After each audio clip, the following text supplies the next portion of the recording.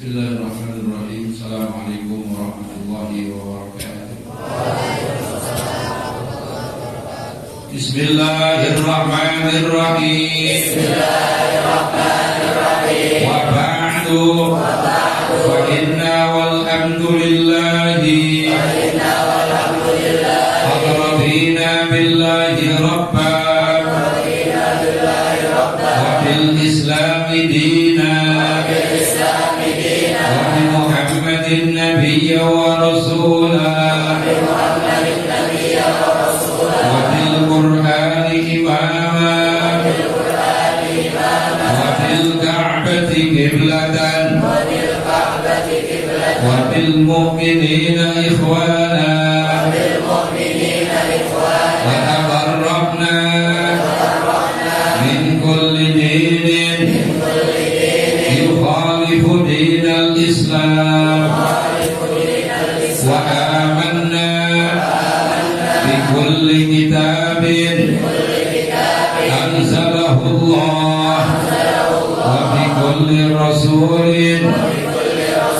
أرسله الله وبملائكة الله وبالقدر خيره وشره وباليوم الآخر وبكل ما جاء به محمد رسول الله صلى الله عليه وسلم عن الله على ذلك نحيا وعليه نموت وعليه نبعث إن شاء الله من الآمنين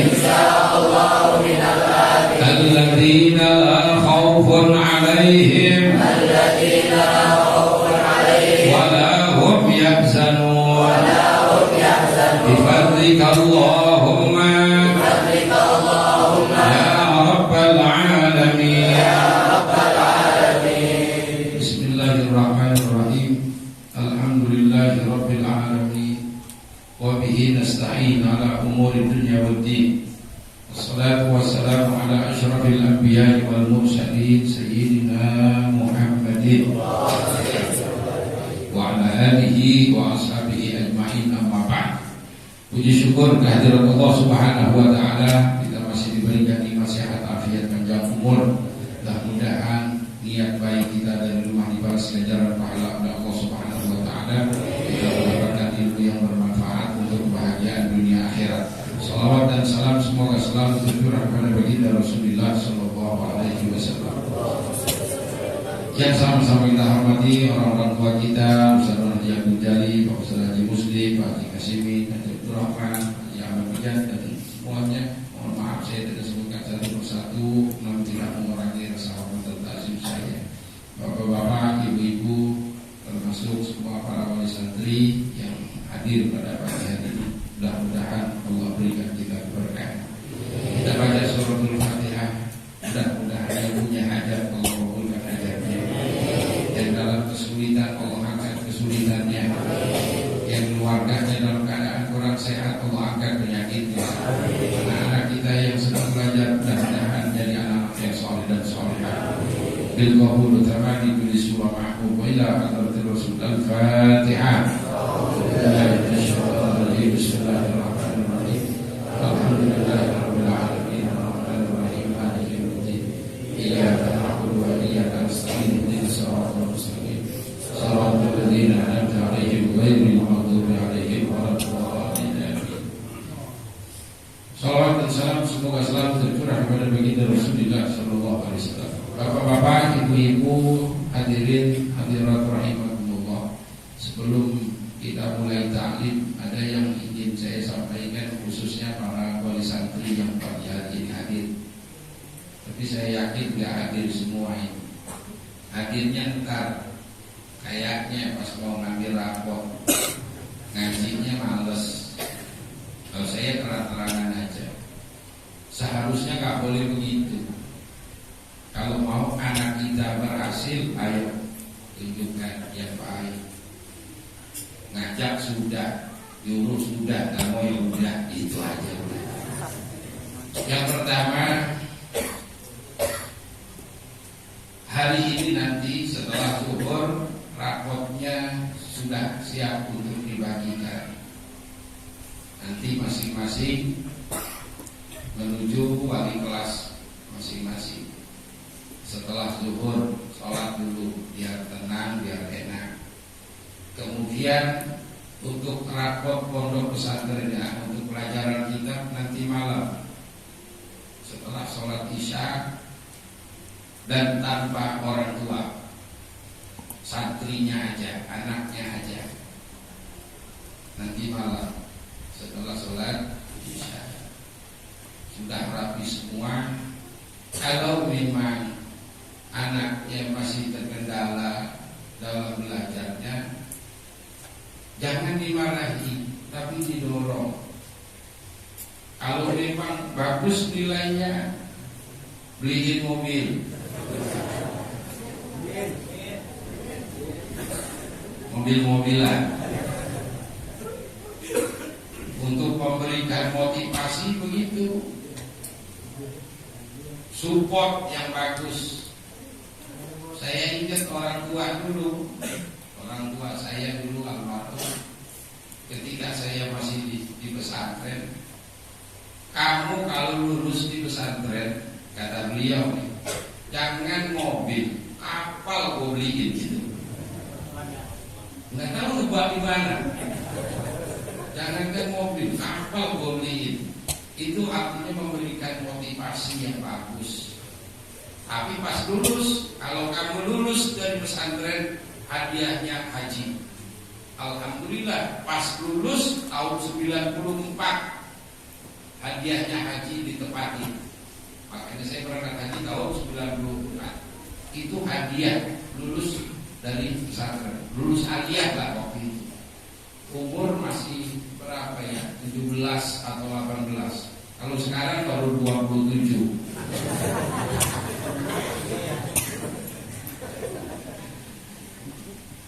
Ntar malam baru kehamilan apa? Ini mensupport anak-anak.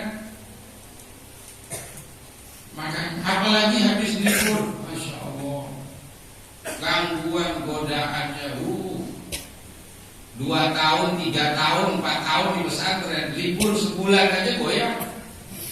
Gempa bumi itu, nggak di mana. Kalau kita orang tuanya nggak kuat-kuat, nggak bisa. Tanya sama orang tuanya, mau nggak?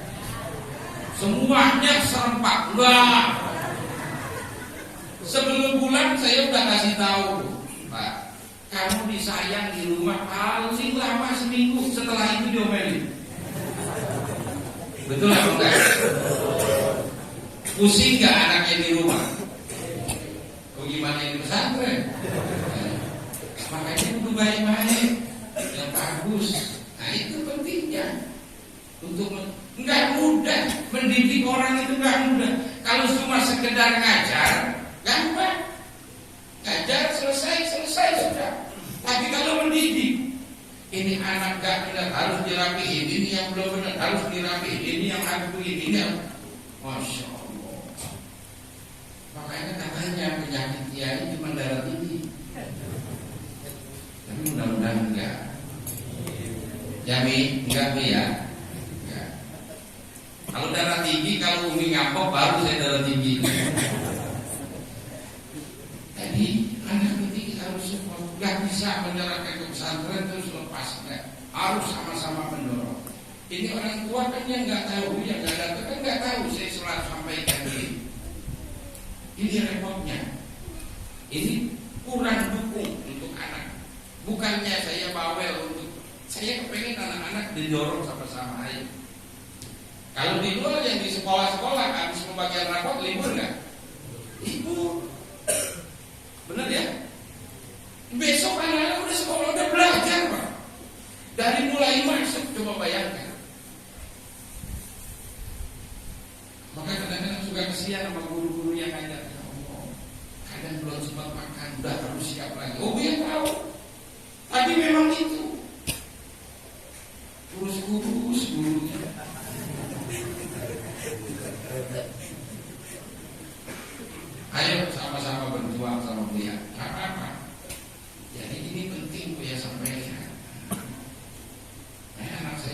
pada anak saya, sini besok baru mau berangkat, coba sini, duduk. Mana mic-nya, kasih mic-nya, coba. Dia pengen tahu. Ini udah lulus SD, jadi MTI madrasah, tidak iya. Bontot, jadi bontot. Jawab. Gue mau dengar kira-kira. Siapa namanya? Jawab jelas. Ayo. Ayo. Jangan takut. Amjad apa? Yang lengkap kalau jawab. Saya lulus udah lulus. Benar, lulus di SD-nya. Terus mau kemana sekolahnya? Terusin kemana? Lirboyo. Lirboyo itu di mana? Kediri. Di Kediri, Pak. Jawa Timur. Kalau kita berangkat pagi sampai kalau Isya lebih. Udah benar tuh, mau mondok di sono. Siapa yang nyuruh mondok di sono? Nah, ya, bagus. Kenapa mau? Kenapa mau? Kok nggak pilih sekolah? Ayo, jawab. Nggak apa-apa. Nggak mau di SMP begitu? Emang kenapa? Jangan takut. Jangan ketakutan. Mau nggak SMP? Nggak mau, benar. Maunya di mana? Di pondok. Yang dekat, kali pondoknya mau yang dekat? Enggak, maunya yang jauh. Kenapa emang? Berapa tahun kira-kira di sana? 6 tahun. Sanawiyah aliyah. Kalau sanawiyah terus mau keluar, boleh. Mau? Enggak. Emang kenapa? Ya, jangan apa-apa terus. Ada alasannya. Kan sanawiyah aliyah. Sanawiyah mau udah lulus terus mau pindah keluar. Mau apa enggak? Enggak. Mau terus. Emang kenapa? Ayo jawab. Yang benar jawabnya. Enggak tahu. Terus kan kalau ke sana jauh, Buya jarang ke sono nanti. Berapa bulan sekali? 3 bulan. 3 bulan. Kalau Buya sempat itu juga. Kalau Buya sempat Buya kayak oke. Kalau enggak ya enggak. Ya. Kapan berangkatnya? Tanggal 2 Juli. Jadi awal bulan besok berangkatnya. Udah siap? Benar. Ini mumpung masih ada waktu. Mau pilih pesantren apa enggak? Kemana? Ya mau Lirboyo lagi. Enggak mau selain itu? Mau kenapa? Ayo. Jawab yang itu. Apa? Begitu kan? Ya, boleh pilih sekolahan. Kamu mau sekolah di mana? Boleh, Buya kasih. Silahkan. Mau pilih? Emang kenapa? Disuruh bayar sendiri. Nah, resiko. Kalau nyari sekolahan sendiri, cari duit sendiri, bayar sendiri. Buya nggak mau biayain. Itu resikonya, konsekuensinya. Boleh pilih sekolahan. Kemana mau sekolah? Buya nih, aku mau nyari. Silahkan, Buya bebas. Tapi nyari duit sendiri buat bayarnya. Buya nggak akan pernah Buya mau membiayai, kecuali Buya yang cari. Siap? Begitu. Jadi jangan takut. Apalagi kalau yang gede-gede gini, kita kayak anak jangan nangis. Saya sebel tuh ya kalau anak dinangis, apalagi laki. Yang perempuan lebih kuat. Betul. Salut ya. Top. Tapi kalau yang laki suka nangis, jangan. Ini buat kebaikan mereka. Lebih baik sekarang kita menangis ketimbang nanti dewasanya mereka bikin kita nangis mulu. Sekarang mereka kita didik, kita arahin. Nanti sudah dewasanya kita akan menangis bahagia. Kalau sekarang ya hari berpisah paling sebentar. Sekarang itu waktu kayaknya cepet, bukannya seminggu kayak sehari. Hari lepas. Besok tanggal 2 kita berangkat. Jam berapa berangkat?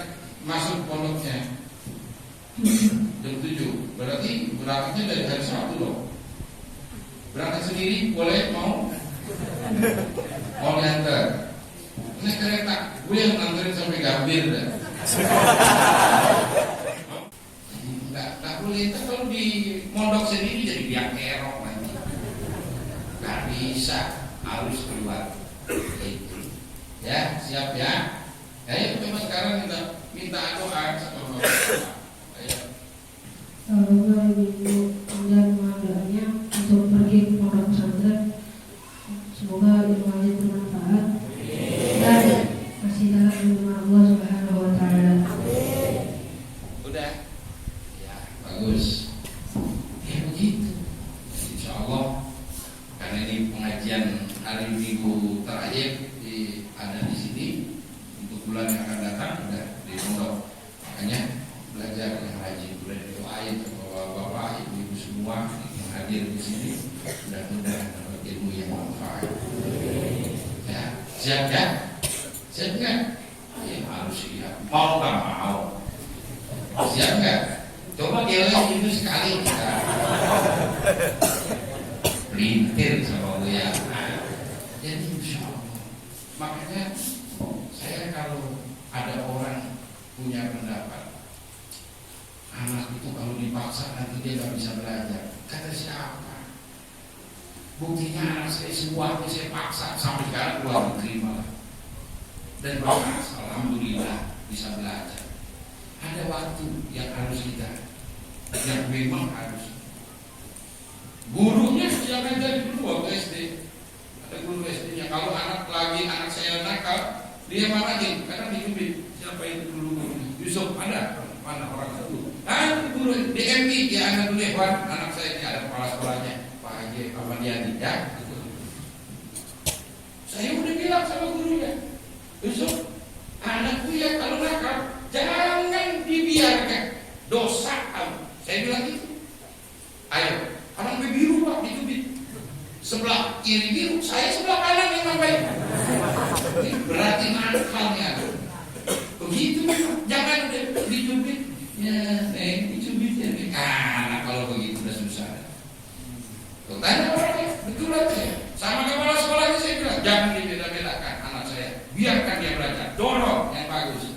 Begitu. Alhamdulillah, sekarang udah sampai belajar berubah. Ini insya Allah besok mau libur. 26 ini mau pulang libur. Saya suruh pulang. Ngapain liburan? Liburnya lama kan? Liburnya 4 bulan kan? Kamu mau libur 4 bulan?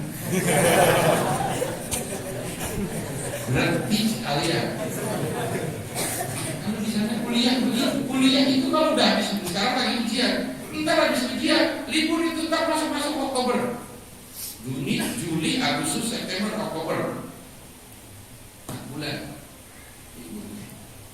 Saya begitu dulu. Makanya kalau udah libur di sana, waktu di Mesir, kuliah, mau ngapain? Mau jalan-jalan, gak punya duit. Udah minta pulang. Selama hidup di rumah, ongkos buat pulang, kebetulan ada promosi kalau pulang. Jadi tiketnya itu, naik pesawat pulang pergi, cuma 5 juta. 5 juta itu ongkos pulang pergi. Udah sekali jalan 2,5 juta. Dan sekarang kita ke Kalimantan berapa dia? 2 juta ya? Ke Kalimantan sekarang 2 juta Pak sekali jalan. Ini dari Mesir di sini 2,5 juta. Tapi khusus untuk mahasiswa. Gitu. Jadi ada ini. Ya, dah siap ya belajar ya. Insya Allah biar. Insya Allah kan ini gue nganterin. Kalau enggak ya jalan, ntar dia suruh Ustaz Rio, Ustaz siapa nganterin ya. Ya, dan itu Pak memang anak harus kita support. Ya, doain mudah-mudahan Bapak Ibu yang saya hormati, sebentar lagi kita memasuki Hari Raya Kurban. Hari Raya, ini inti dari pelajaran. Hari Raya Kurban, Idul Adha. Perkiraan di tanggal 29. Bapak Ibu jangan tanya anak libur apa enggak. Jangan tanya, pasti saya jawab enggak libur. Dari dulu enggak. Ada tetap sekarang motong kambing, besok motong kambing. Kalau ada itu juga. Kalau ada yang dipotong kita potong, kalau nggak ada ya nggak usah motong. Hari berikutnya sudah siap biasa lagi sekolah lagi. Dan ini pesantren Pak, liburnya kalau hari besar Islam doang sekolah. Kalau hari besar Islam, tanggal merah libur di dalam. Tapi kalau hari selain hari besar yang lain enggak, Waisak kayak kenaikan Isa Al-Masih, kita tetap sekolah. Lah kalau ikut begitu libur mulu. Kan banyak tanggal merah tuh. Kalau hari besar Islamnya Isra Mi'raj atau Maulid, nah itu baru timbul satu hari itu. Kumpulin, saya jelasin tentang Isra dan Mi'raj dan seterusnya. Tapi kalau hari kenaikan Isa Al-Masih, kemudian apalagi Nyepi, ya enggak libur. Mau ngapain libur? Mau nyepi. Makanya Masya Allah, luar biasa, lahir batin. Siap itu lahir batin mendidik anak. Makanya kalau di rumah jangan lengkap kaku, bawa duren. Ya, terima kasih sudah anak saya dididik. Jangan lengkap kaku.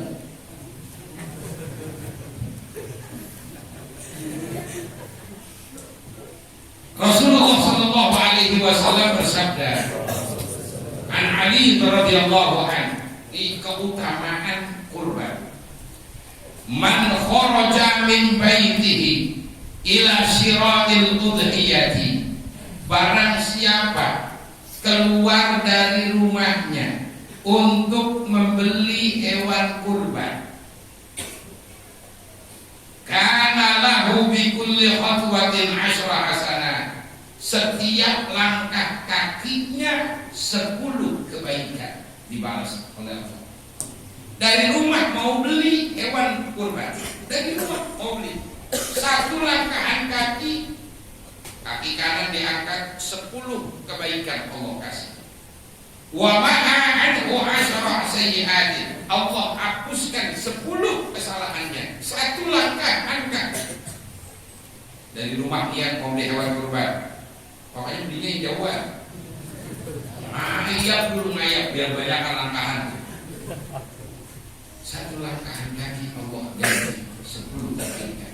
Allah ampuni kesalahan kita juga. Wa rafa'a lahu 10 darajat, Allah angkat 10 derajat. Bayangkan itu baru keluar dari rumah mau beli hewan kurban. Wa idza takallama fi syira'iha, dan kalau kita, ini dia orang yang tadi luar mau beli hewan kurban, kemudian dia ngobrol sama penjualnya, nanya mana kambing, mana sapi, segala macam itu, dia lihat. Kalau dia bicara buat beli hewan kurban, fisiraiha, hewan kurbannya, karena kalamu tasbihan, itu omongannya dihitung pahala dan tasbih. Nawarnya lapangan dikit. Ini kambing berapa duit? 2 jam nawar. Dikata tukang kambing ini mau beli apa enggak? Dia bolak-balik. Ya enggak begitu Pak. Ya jangan begitu juga, jangan kelewatan juga. Itu ketika kita bicara sama si penjual, ucapan yang kita bicarakan sama penjual dihitung tasbih, pahala tasbih. Wa idza naqala thamanuha kana lahu bi kulli dirhamin 700 hasanah. Kalau sudah deal, cocok harganya, dibayar. Bayar, udah siap nih, udah siap dibeli.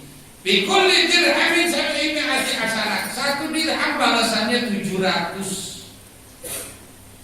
Kalau seandainya kambing berapa duit sekarang? 3 3 juta misalnya di kambing 3 juta, dikalikan tuh kalau 700 kali lipat berapa? Ya Allah, ini hewan kurban luar biasa nih. Makanya jangan main-main kurban Pak. Kurban itu jangan cari yang paling kecil. Kurban jangan yang kecil. Ada nggak kambing yang 1 juta? Atau sapi 9 juta ada nggak? Jangan, paling besar. Kenapa? Karena ini nanti akan jadi hewan, akan jadi kendaraan kita di yaumil qiyamah. Iya makanya ini hewan yang kita korbankan nanti akan jadi kendaraan kita yaumil qiyamah. Nah kalau hewan yang kita korbankan kecil, mogok mulu nanti. Cari yang bagus. Betul memang hewan kurban. Tadi malam pengajian malam, kemarin malam Sabtu saya ceritakan, saya sampaikan kepada jamaah pengajian malam Sabtu yang semangat berkorbannya. Jadi setiap uang yang kita keluarkan dibalas 700 kali lipat. Wa idza qara'a 'alal ardi yuridu dhabha istaghfara lahu kullu khalqin man fi mawdi'a ila al-ardi sami'a. Ketika ini hewan kurban sudah kita bawa, dianterin, hendak kita mau potong, direbahkan di atas tanah tadi, mau disembelih. Apa itu pahalanya? Istaghfarallahu. Ini semua yang ada di bumi, di langit dan di bumi, semuanya memohonkan ampun kepada Allah untuk orang yang berkorban. Ini pahalanya besar korban. Ada orang bilang, ya boleh enggak saya udah korban lagi? Boleh. Korban itu boleh setiap tahun boleh. Ini ibadah. Boleh setiap tahun selagi punya kemampuan. Saya tiap tahun beli kambing, entar saya, entar istri, entar anak, terus begitu. Boleh tiap tahun. Ibadah yang enggak boleh tiap tahun, yang cuma sekali seumur hidup ibadah. Ada ibadah yang cuma sekali seumur hidup, sunat.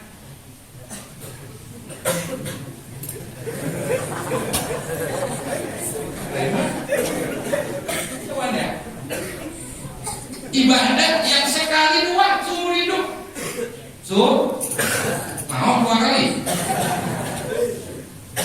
Itu ibadah. Tapi kalau korban tiap tahun boleh. Boleh. Selagi masih punya keluasan rezeki, boleh. Karena ini pahalanya besar. Wa idza aradtamu khalaqallahu bi kulli qatatin min damiha 'asharat minal malaikah yastaghfiruna lahu ila yaumil qiyamah. Ketika disembelih, darah keluar dari leher itu hewan kurban. 1 tetesan darah Allah jadikan 10 malaikat. 1 tetesan darah. Sekarang kan ngocor darah. Kalau 1 tetesnya Allah jadikan 10 malaikat. Untuk apa tugasnya ini malaikat? Yastaghfiruna lahu ila yaumil qiyamah. Tugasnya cuma memohonkan ampun kepada Allah buat orang yang berkorban sampai hari kiamat. Ayo, yang punya keluasan rezeki, ayo beli handphone buat masa beli korban gak kuat. Beli handphone dibela-belain 6 juta, 7 juta. Ini orang korban gak mampu. Jangan balik. Mumpung masih diberikan kesempatan. Wa ila qasama lahu wa kana lahu bi kulli luqmatin mithlu iddi raqabah min walad Ismail alaihissalam. Setelah disembelih, kemudian dicacah, dibagikan kepada yang berhak. Itu 1 suapan dimakan sama yang menerima daging. Pahalanya sama dengan membebaskan budak, 1 orang budak. Bayangkan Pak, 1 suapan dimakan. Makanya hati-hati di hewan kurban. Saya kemarin sampaikan, dan mungkin hampir setiap saat saya sampaikan, ini hewan kurban dahulukan buat yang berhak menerima. Jangan kita yang mampu malah ngambok nggak dapat. Ini kebalik Pak. Hati-hati, saya jelasin lagi. kurban itu dua macam. Kurban itu dua macam. Kalau kita kurbannya sunnah, kurban sunnah, kita boleh makan dari hewan yang kita kurbankan. Pahami baik-baik ya. Kurban sunnah. Terus kita ngambil semangkok, dua mangkok atau sekali makan, sekali masak, boleh dari hewan yang kita kurbankan. Misal saya kurban, nih saya kurban kambing satu atau sapi satu. Terus saya bilang sama panitia, nanti saya minta paha nih ya, satu ya. Boleh dimasak, jangan paha empat-empatnya. Pahanya empat-empatnya dikasih. Lentar orang 3 doang dapatnya. Jangan. Boleh sekedarnya. Jelas ini? Tapi kalau kurban wajib, haram tuh kita ambil, nggak boleh. Apa itu kurban wajib? Nazar. Saya kalau tanah saya laku, saya nazar mau kurban. Laku, dia beli sapi. Nih saya korban. Udah nazar itu dia. Nggak boleh itu dia ambil, haram hukumnya. Lepas semua. Jadi kurban itu ada sunnah, ada yang sunnah itu kita boleh makan.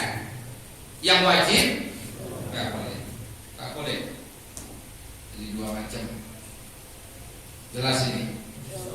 Jadi niatin kita mau kurbannya apa?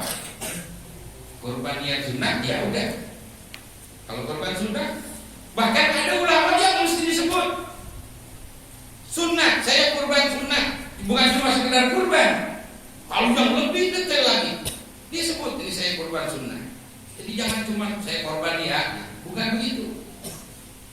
Bisa jadi kita dia korbannya karena nazar, ada hajat segala macam. Nah itu nggak boleh ya. Nanti kaitannya di situ. Jelas apa enggak? Jelas ya. Dan kedua yang saya ingatkan, jangan dijadikan pemotongan kurban ajang uji coba. Jangan dijadikan pemotongan hewan kurban ajang uji coba. Wah, ini kamu aja yang motong, saya belum biasa. Ya udah coba aja. Nggak boleh, harus betul yang bisa. Hewan kurban itu kalau kita berkorban kita beli, itu dia senang. Tuh kambing, sapi yang menjadi kurban, dia senang luar biasa dijadikan kurban. Senang luar biasa. Maka jangan sampai motongnya asal. Maka ada tuh pelajaran bagaimana cara motongnya, bagaimana cara itu ada. Jadi selalu saya sampaikan, jangan motongnya bodot-bodot gitu. Nah, makanya sebelum motong kurban, pisaunya diasak yang tajam betul. Jadi kita bisa pastikan itu tadi. Jangan yang asal udah ambil golok-golok apa gitu, nggak boleh. Makanya ada tuh kalau di tukang golok khusus sembelih, ada ya golok sembelih. Yang memang itu difokuskan buat sembelih. Jangan asal-asalan. Kemudian kalau dia belum mati benar itu hewan kurban, jangan disiksa. Kalau tadi bodotnya begini tuh disiksa tuh namanya. Kalau sapi pegang tuh ada tukang peganginnya. Kalau dia masih belum berhenti, jangan kakinya kadang-kadang kakinya dikelek. Kan masih kelojotan tuh. Biar dia nggak kelojotan, kakinya dengkulnya dikelek. Nggak boleh. Biarkan dia tenang. Biarkan duduk dengan biarin.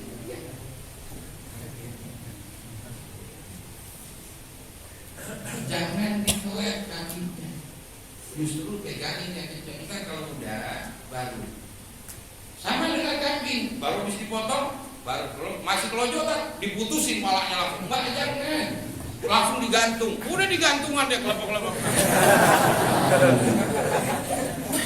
Nggak boleh begitu. Nih, hati-hati buat yang ini sejarahnya kan Nabi Ismail begitu. Nabi Ismail, Nabi Ibrahim dapat perintah Allah untuk menyembelih anaknya Ismail. Setan goda Nabi Ibrahim. Ibrahim, benar kamu menyembelih anak? Iya, ini perintah Allah. Jangan, masa itu perintah Allah kayak begitu, masa anak sendiri mau disembelih? Itu bohong. Bukan Allah, itu setan juga. Kalau menurut saya kalian mulai enggak, ini perintah Allah. Kalau perintah Allah saya kerjakan. Lah lalu disiapkanlah tambang sama Nabi Ibrahim, disiapkan tambang, pisau yang tajam, dia masak betul-betul itu sama Nabi Ibrahim. Baru diparanin Ismail. Aku malam mimpi. Mimpinya itu aku diperintahkan Allah untuk menyembelihmu. Bagaimana menurutmu?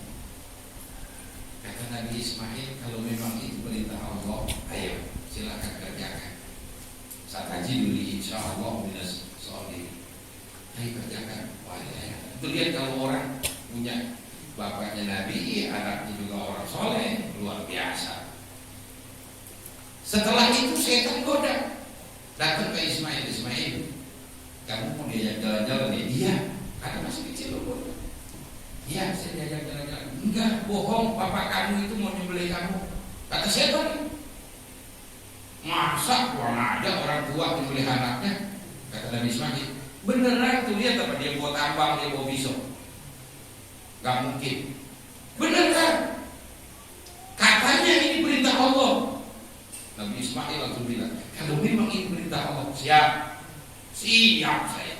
Kalau ini perintah Allah, anak nggak kena digoda, pergi ke emaknya.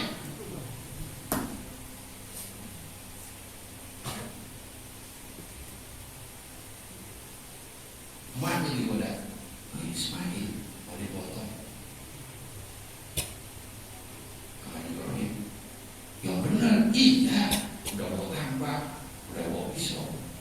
Kata namanya Ismail, emang lagu apa itu hati-hati?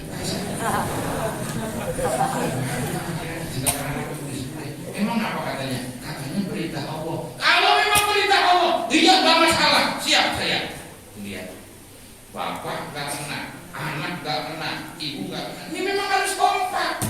Sama dengan didikan tadi. Bapak, mama harus kompak. Ini bapaknya udah semangat, emaknya nangis mulu. Rendem dikali selimut, mak punya ibu gitu. Atau bahkan ada yang sebaliknya, emaknya yang masih semangat. Ya Allah, terbalik. Bapaknya nangis mulu. Kudu kompak, Pak, kudu kompak. Saya itu sama istri ini, ada istri saya. Kalau masih SD, saya nggak mau ikut campur. Anak sekolah terusin yang benar. Sampai lulus SD. Setelah lulus SD, jangan gabung. Ini urusan dia. Mau gue taruh kemana ke ini anak, jangan ikut campur. Kalau ikut campur, marahnya terpindah. Dari marahin anak, jadi pindah kemana. Jangan ikut campur. Ini urusan dia. Ayo dukung yang benar. Begitu. Ini enggak, bapak nangis, emak buat sabar ya Pak. Atau sebaliknya. Ada nggak yang begitu? Ada Pak. Saya nggak perlu sebut rahasia itu. Ya Allah, nggak boleh begitu. Berkompak sama-sama. Sama-sama. Ini Nabi Ibrahim dan keluarga akhirnya karena Allah terjadilah penyembelihan. Diganti sama Allah dengan kibas.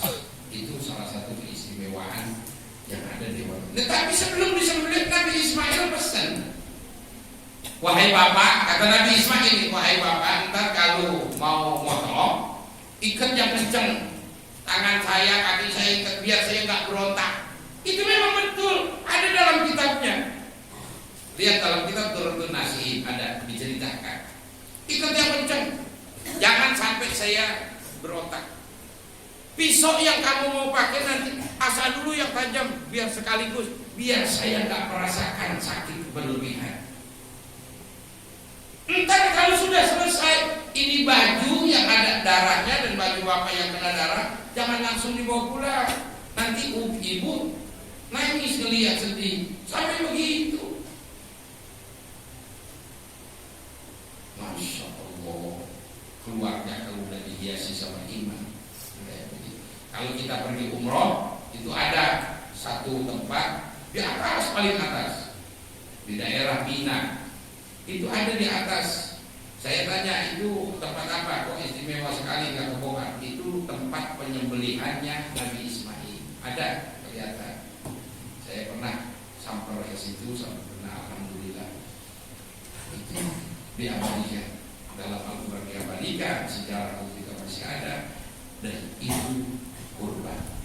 Baru kita mengikuti jejak apa yang dilakukan Nabi Ibrahim dengan menyembelih hewan kurban. Apa itu kambing, apa itu sapi, apa itu onta. Tapi kalau onta kan nggak mungkin di sini. Ya paling tidak sapi atau kambing yang siap, yang bisa mampu berkorban. Ya Pak, punya duit buat berkorban, punya duit, insya Allah punya. Ayo korban. Kalau wali santri, saya akan kirim korbannya ke pondok buat anak-anaknya. Ya betul. Buat anak. Saya nggak makan daging, nggak bakalan saya makan. Saya nggak makan daging, udah berapa tahun nggak makan daging. Nah ini nanti. Tahun dulu saya kasih satu laki, satu saya potongin, perempuan satu saya potongin. Ayo nyate, silakan. Nah, biar dia kayak ke rumah. Segala cara itu saya cari. Betul lah dulu. Udah pada makan, buang tusukannya sembarangan. Waduh, ini nggak beres. Kalau ketusuk kena kaki bahaya. Udah, akhirnya nggak usah pakai begitu. Bawa aja lo ke sono, ke dapur, kemudian potongin, masakin, nanti dihapus. Jadi hari tasriknya boleh itu di hari tasrik, motongnya itu di tanggal 11 dari mulai setelah sholat Idul Adha, kemudian tanggal 11, 12, 13 itu yang disebut ayyamut tasyrik. Kalau dagingnya setelah dipotong kemudian kita taruh di kulkas, makannya udah akhir bulan, boleh. Ya nggak boleh itu nyembelihnya lebih dari ayam tasyrik, itu nggak boleh. Jelas nggak maksudnya? Setelah sholat Id, sholat dulu baru motong. Fasholli li rabbika wanhar. Sholat dulu, sholat Id. Setelah sholat Id baru motong. Ada sisa waktu nggak sempat hari itu, boleh di tanggal 11, boleh di tanggal 12, boleh di tanggal 3. Setelah itu enggak, udah ayam tasriknya udah selesai, nggak boleh lagi. Tapi kalau dagingnya boleh dimakan setelah dipotong tangan itu. Makanya nih anak-anak ntar makan daging, besok makan daging, dihapus. Saya suruh makan masak tuh, jangan tiap waktu dikasih daging, gampang buatnya, bengek nanti. Ntar dia makan daging, malamnya kasih terong kayak, kasih apa kayak, kasih sayur asem kayak begini, begitu. Jadi jangan banget buat kesiangan. Tapi ditaruh di freezer. Entar udah habis masaknya tuh, Idul Adhanya udah habis, daging masih ada, masak nggak apa-apa, boleh. Kalau masaknya boleh, tapi yang nggak boleh potongnya selain di ayyamut tasyrik. Jelas ya Pak? Jelas apa enggak? Terus pendistribusian, apa bedanya akikah sama? Ya, ini lanjutin nanti. Udah setengah 12. Sebetulnya banyak yang ingin saya sampaikan, tapi memang waktu. Ada bapak-bapak lama amat sih lihat. Emang kalau udah keasikan, saya kalau ngajar asik, udah seneng. Kalau ngajar itu jadi kadang lupa waktu. Maka insya Allah untuk melihat jam setengah 11 kurang, biar bapak wali murid ini bisa ketemu sama anaknya. Mau apa enggak? Tapi setelah ngambil rapor ntar selesai pulang ya. Nanti dipukul belnya. Jam setengah 3 dipukul bel, berarti sudah harus pulang, harus pulang. Paham ya Pak, Ibu?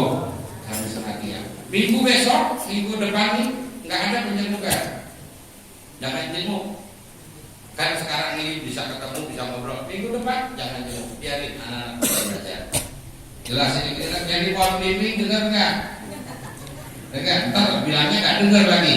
Minggu besok nggak ada yang jenguk, mau yang laki, mau yang perempuan. Minggu depannya baru yang laki atau yang perempuan gantian. Jadi ngasih duitnya hari ini banyakkan buat anaknya. Ya, dan mudah-mudahan ada manfaatnya. Korban yang mampu, ayo berkorban. Al-Fatihah.